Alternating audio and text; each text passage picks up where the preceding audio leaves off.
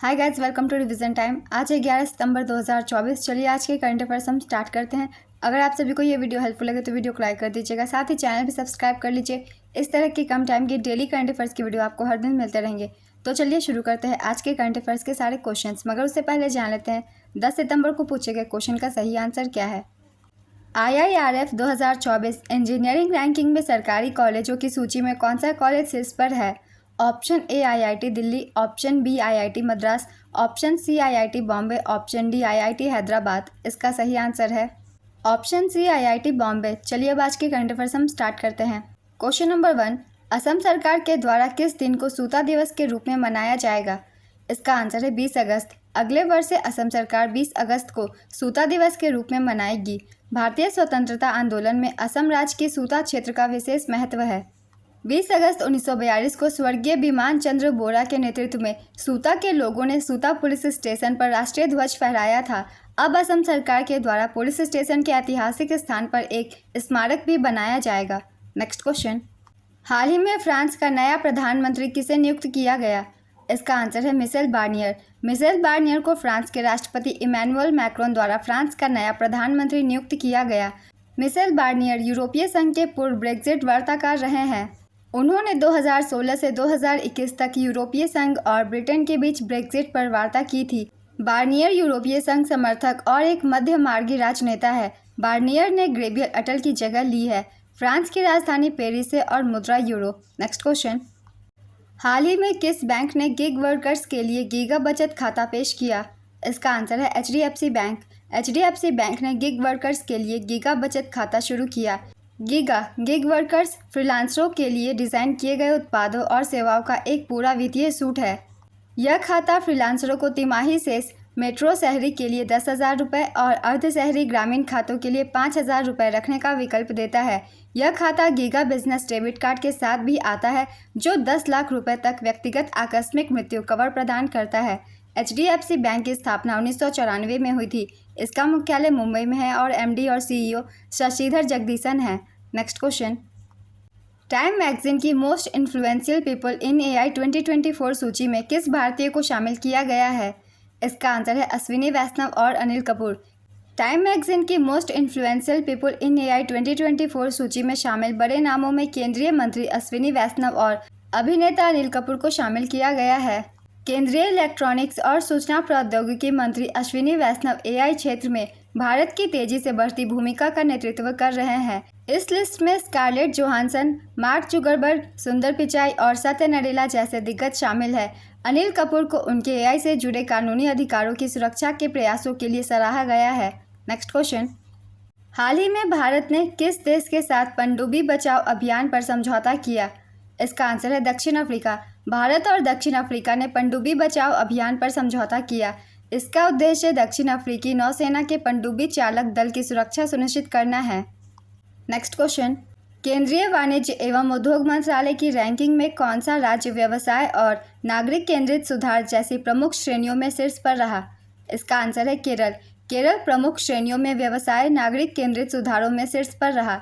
5 सितंबर को नई दिल्ली में आयोजित राज्य उद्योग मंत्रियों के सम्मेलन में रैंकिंग की घोषणा की गई।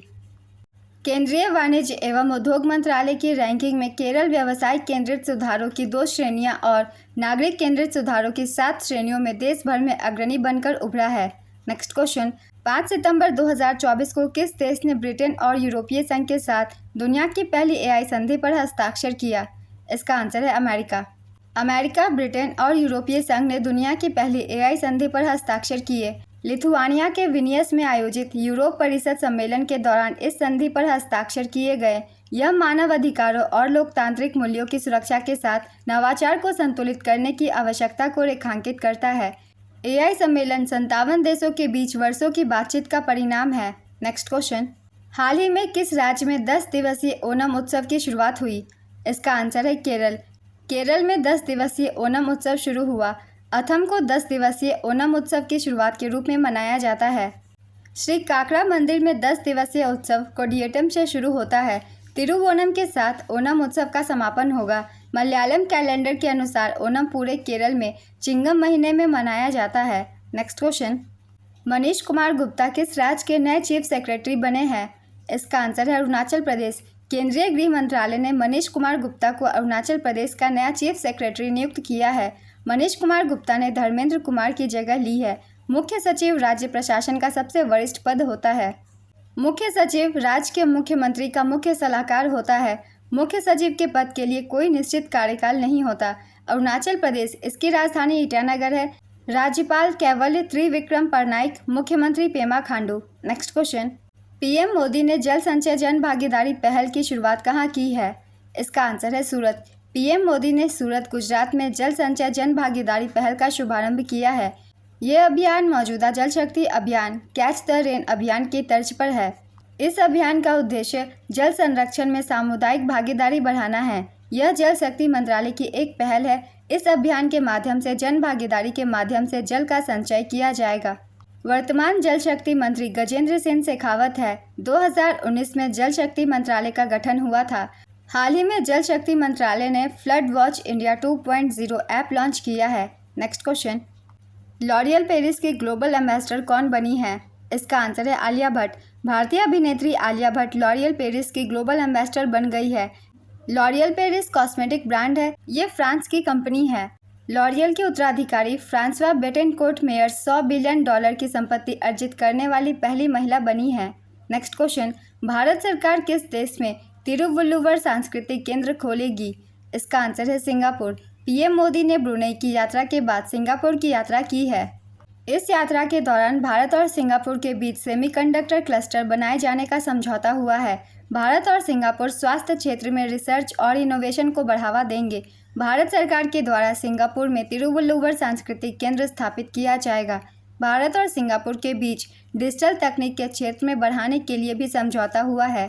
सिंगापुर की राजधानी सिंगापुर है। प्रधानमंत्री लॉरेंस वोंग, राष्ट्रपति थर्मन षणमुगरत्नम, मुद्रा सिंगापुर डॉलर। नेक्स्ट क्वेश्चन, राष्ट्रीय शिक्षक पुरस्कार 2024 में देश भर के कितने शिक्षकों को सम्मानित किया गया है?